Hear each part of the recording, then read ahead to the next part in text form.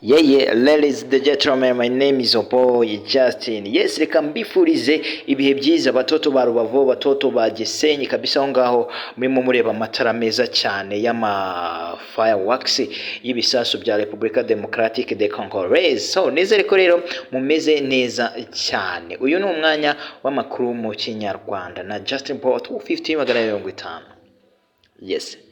Reka nkwifurize ibihe byiza. Aka kanya amakuru amaze kutugeraho nuko uwo bita Perezida Antoine Gisekedi Chilombo amaze gufunga abasirikare babiri bashinzwe umutekano mu gihugu imbere mu mujyi wa Kinshasa. Aka kanya biratangazwa yuko inyeshyamba za M23 arizo M23 zimaze gufata akandi gace kegereye neza umujyi wa Goma. Ibaze noneho baramutse bafashe umujyi wa Goma, Antoine Gisekedi Chilombo adakoresheje icyo twakita nk'inzira za diplomasi ngo binyure mu cyo twakita umuhuro wo gushyira hamwe ubwiyunge cyangwa se kugabana igihugu bagahuza ibyo bari batarimo barumvikanaho neza. My name is Oboy Justin. Birababaje cyane kubona igisirikare cya Kongo cya FARDC gihunga gisubira inyuma kigenda kidafite intwaro cyatangiranye ku rugamba.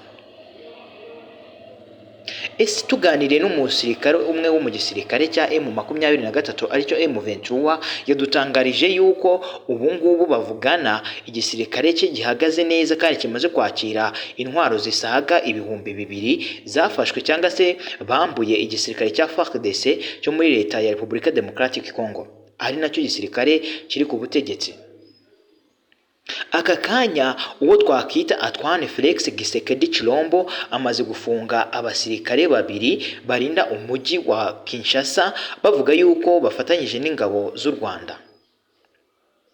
Bavuga ko bajya batanze amakuru akomeye cyane yabari bagiranye n'umuvugizi w'igihugu cya Burundi wari waje